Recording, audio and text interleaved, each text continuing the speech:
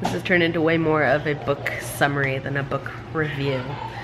But that's fine. I think it's fine if I go on and on about this because I think it's important for Capri when she gets older. My battery just died, so I'm starting in the middle of number 10.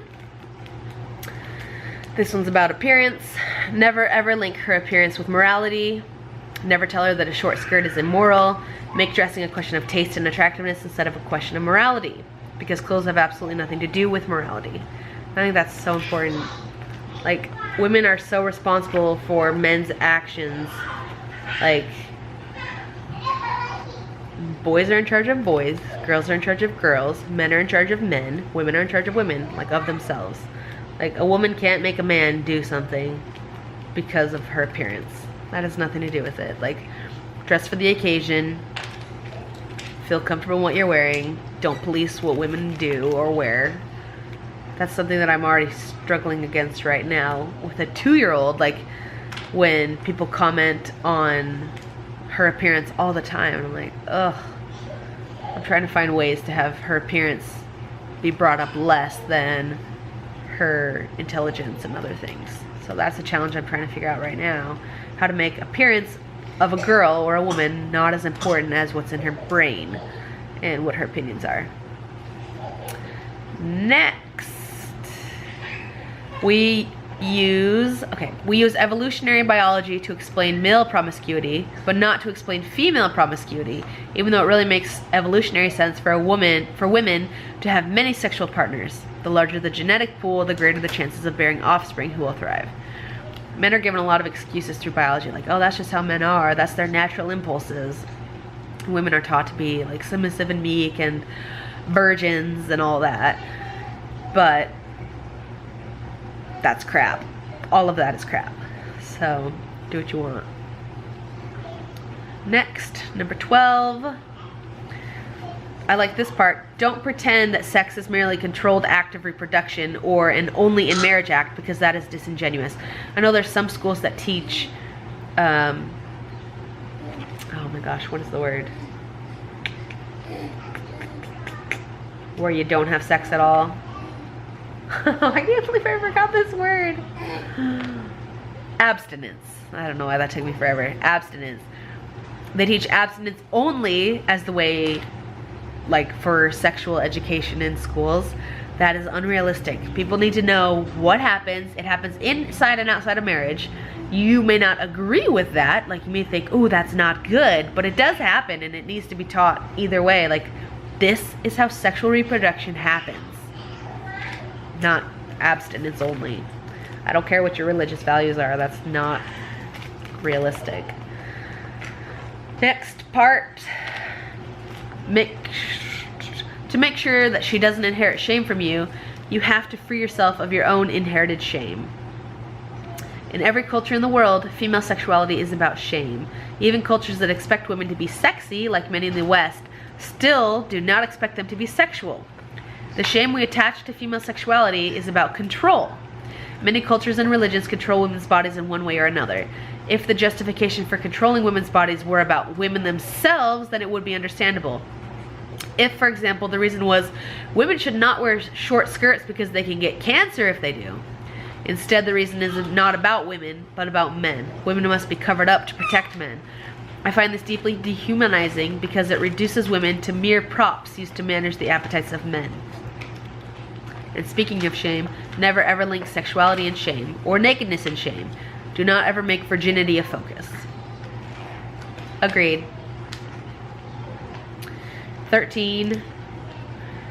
I like this part that she's talking about romance, but then she says, I'm writing this assuming she's heterosexual. She might not be, obviously, but I am assuming that because that is what I feel best equipped to talk about.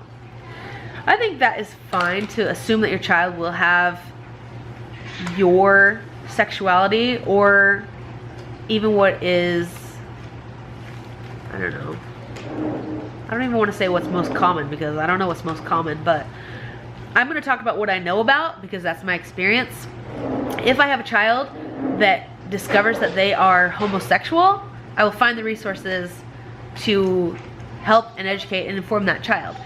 I currently use my own experience, my own knowledge to educate my child. If I don't have education on homosexuality, I'm gonna go get that knowledge when the time comes.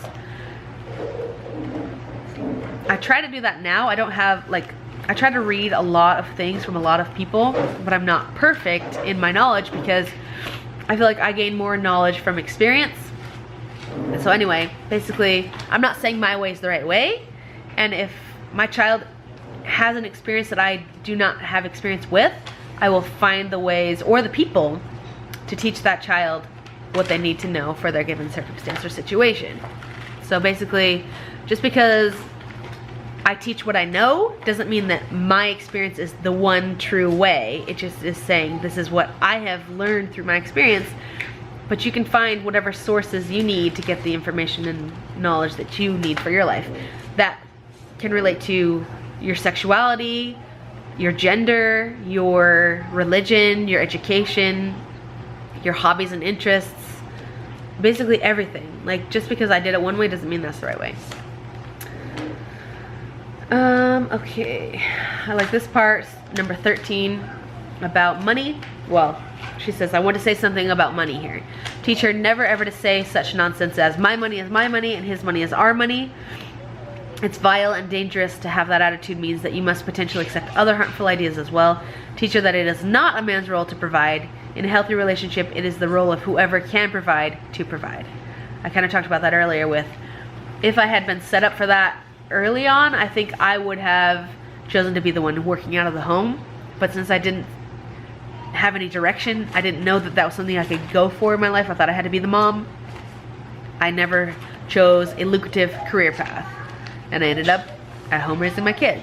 That's fine. It ended up okay. However, I want my children to become career professionals first and have opportunities available to them when they decide to increase their family and have children, if they decide to, because I want them to have that choice. For me, it was less of a choice and more of a like, well, this is my option. I want kids and I don't have a career, and Cody has a very good career that pays well. Even though he might want to stay home and I might want to work, it makes a lot more sense, and I have chosen to stay home while he goes and works for those reasons. That's just my opinion, my thoughts, my circumstance. This is a long one I'm gonna read because I like this one. I started in the beginning with like grabbing just like one sentence, and by the end of this book I'm like, okay, read this whole page because I love this whole book, but there's just so much to digest. Okay, this one. Women do not need to be good and angelic to be allowed their rights. She's talking about property rights, but that goes for any rights. Women don't have to be a certain way. Like, you don't have to be nice, kind, good, angelic to get your rights. You can get your rights even being a complete jackass. It doesn't matter how you act. You get your rights because you're a human. Humans get rights because they're humans. That's why they're basic human rights. Yep. There is sometimes in the discourse around gender the assumption that women are supposed to be morally better than men. They are not. Women are as human as men are. Female goodness is as normal as female evil. There are many women in the world who do not like other women. That's so true, and why is that? I don't know. Anyway, that was my aside. Female misogyny exists, and to evade acknowledging it is to create unnecessary opportunities for anti-feminists to try to discredit feminism. I mean the sort of anti-feminists who will gleefully raise examples of women saying, I'm not a feminist, as though a person born with a vagina making this statement somehow automatically discredits feminism. Side, they do that same thing with gay people. Like, if a gay, I know this happens in the Mormon church, I don't know if it happens in other churches or whatever, but when a gay man in the Mormon church chooses to marry a female heterosexual woman anyway and has a family with her, they say, look, you don't have to act on being gay, you can be straight. Basically, just keep your feelings to yourself. Just do that. Like, just because a gay man said, look, I'm gay and I married a woman, straight people are like, oh, he can do it, you can do it, everyone can do it, do that. Same thing with black people. Like, with violence, police violence against blacks, when a black person steps up and says, oh, it's not that hard, just do what they want, like, it doesn't matter, don't have to provoke them, whatever. white people stand up and say, look, this black person said that the cops are fine. Like, it's your fault, not the cops. Like, they try to use that one person to explain why the other people, like that person, are wrong. Like, oh, look, one of you guys said that, so, like what she said here.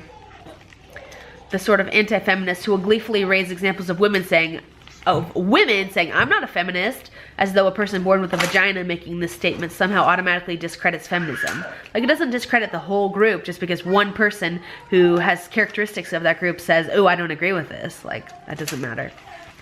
That a woman claims not to be feminist does not diminish the necessity of feminism. If anything, it makes us see the extent of the problem, the successful reach of patriarchy. It shows us, too, that not all women are feminists and not all men are misogynists. 15 and last suggestion. This has taken so long. You could have read this book in as long as it's taken me to discuss it. Oh well. She must know and understand that people walk different paths in the world, and that as long as those paths do no harm to others, they are valid paths that she must respect. Teach her that we cannot know everything about life. That's really important, because a lot of times people think that when they find a good path or a good way to do stuff, that is the only one true path, the only one true way. And that's really unfair to everyone else. Like, you can't claim that you're the only happy person, or you're the only good person, or because you have a way that works for you, that it's the way that works for everyone. People need the ability to find their own paths, to find their own happiness, to find what works for them. And it's unfair to claim that yours is the only one true way. And finally, this is also in the last point, 15, teach her to never universalize her own standards or experiences. Basically what I just said. Teach her that her standards are for her alone and not for other people. What you believe is for you. That's great if you think it's a great, important, truthful thing, and you can share that with others, but you can't hold them to your standards. You can't say that because I believe strongly in this, it's the only way, you have to be this way. Live your life, let others live their lives. You can share what you have, but you can't require others to do it that way. And what else was I gonna say about this? Okay, I'm gonna just keep reading a little bit more. Tell her that some people are gay, some people are not. A little child has 2 daddies or 2 mommies because some people just do. Tell her that some people go to mosque and others go to church and others go to different places of worship and still others don't worship at all, because that's just the way it is for some people. Let that be okay. Like, instead of being an us against them, or they are others, they are other than, different than us, let it just be, that's fine. People do that and it's okay. And then her last point, please note, hi baby, come here. Come here. Okay, last point, I'm almost done. Please note that I'm not suggesting that you raise her to be non-judgmental, which is a commonly used expression these days, and which slightly worries me. The general sentiment behind the idea is a fine one, but non-judgmental can easily devolve into meaning don't have an opinion about anything, or I keep my opinions to myself. So instead of that, what I hope for her is this, that she'll be full of opinions, and that her opinions will come from informed, humane, and broad-minded place. I think that's really important. Have opinions. Don't require that everyone else has those same opinions, but live your opinions. Express your opinions how you want. Live your life how you want to. But also let other people live theirs. All you have to do is just be open-minded and let people be who they are and care for them. Okay, so? And Capri? So there's my review of Chimamanda's book to her friend who just had a daughter. It is a feminist manifesto in 15 suggestions. It probably would take about an hour to read 60-something pages. Or this review that I did was probably half an hour, so I didn't even get through 1/10 of it, but good book, good read. And here's the author.